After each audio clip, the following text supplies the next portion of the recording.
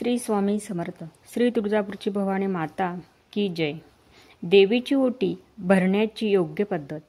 देवीला अर्पण करावयाची साडी सुती किंवा रेशमी असावी, कारण देवतेकडून येणाऱ्या सात्विक लहरी ग्रहण करण्याची आणि धरून ठेवण्याची क्षमता इतर धाग्याच्या तुलनेत या धाग्यामध्ये अधिक असते. एका ताटात साडी ठेवून तिच्यावर खण, नारळ आणि थोडे तांदूळ ठेवावेत. नारळाची शेंडी देवीच्या दिशेने असावी.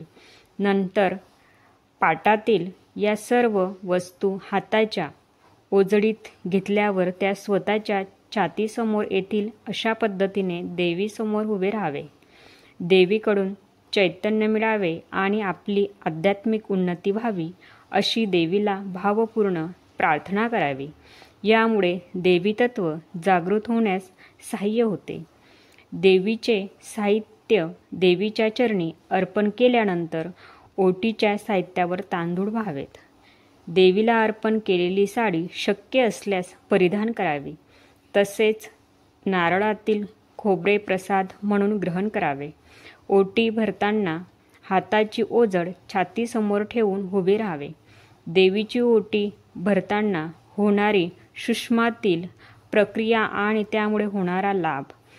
नारळाच्या शेंडीकडे देवीचे तत्व आकृष्ट होते. ते तत्व नारळाद्वारे खण आणि साडी यामध्ये संक्रमित होण्यास सहाय्य होते.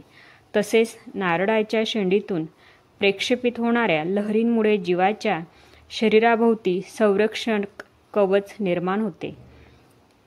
वस्त्रातून बुद्धितत्वाच्या सहाय्याने सात्विक लहरी प्रक्षेपित होतात. या लहरी नारळातील पाण्यात असलेल्या आपतत्वाच्या सहाय्याने प्रक्षेपित होणाऱ्या लहरीमुळे गतिमान होऊन कार्यरत होतात.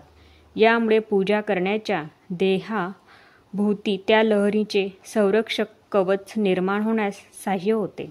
तसेच साडी आणि खण यामध्ये आलेल्या देवी तत्वाच्या सात्विक लहरीमुळे आपल्याला प्राणदेह आणि प्राणमय कोश याची शुद्धी होण्यास सहाय्य होते. हाताची ओजड छातीसमोर येईल अशा पद्धतीने उभे राहिल्याने होणाऱ्या मुद्रेमुळे शरीरातील चंद्रनाडी कार्यरत होण्यास सहाय्य होते. तसेच मनोमय कोशातील सत्वकणांचे प्रमाण वाढण्यास सहाय्य झाल्याने मन शांत होते.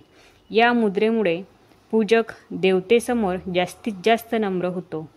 देवतेकडून येणाऱ्या सात्विक लहरी हाताच्या बोटातून पूजा करणाऱ्याच्या शरीरात संक्रमित होण्यास सहाय्य झाल्याने शरीरातील अनाहत चक्र कार्यरत होऊन पूजा करण्याचा देवीप्रती भाव जागृत होतो. यामुळे त्याच्या स्थूल आणि सूक्ष्म या देहाची शुद्धी होण्यास सहाय्य होते. जेवढा देवीप्रती भाव जास्त तेवढी पूजा विधीतून मिळालेली सात्विकता जास्त काळ टिकते. तांदूळ हे सर्वसमावेशक असल्याने चैतन्याचे ग्रहण आणि प्रक्षेपण करण्यास अग्रेसर असतात. त्यामुळे तांदळाचा समावेश ओटीत प्राधान्याने केला जातो. श्री स्वामी समर्थ.